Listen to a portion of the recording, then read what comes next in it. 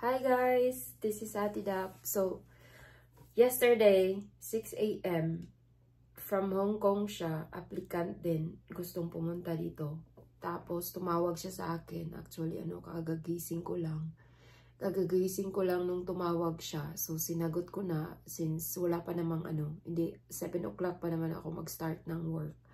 So, she asked me about LMIA kung meron pa ba daw. Kasi daw, meron daw agency na, private siya from dito daw, na i-refer daw siya. May magre-refer daw na agency sa kanya from Quebec.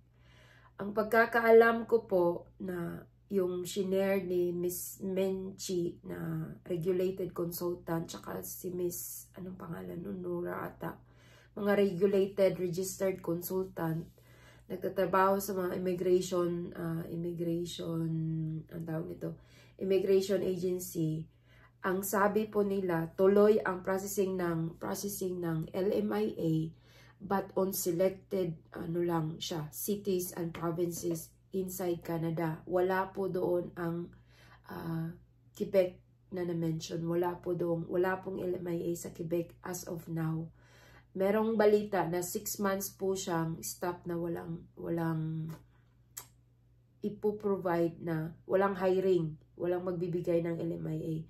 But these cities na na-mention ng dalawang regulated consultants na cities na merong LMIA, so ito yung mga cities na i-share ko ngayong araw na ito.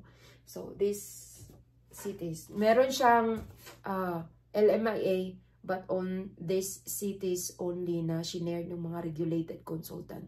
At wala pong Quebec doon, wala pong Montreal.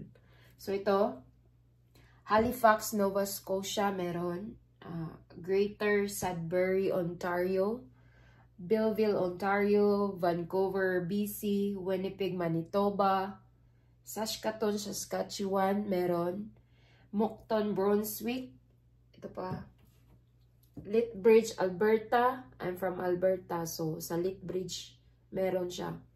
And then Kelowna, BC, Peterborough, Ontario, Thunder Bay, Ontario, and Guelph, Ontario.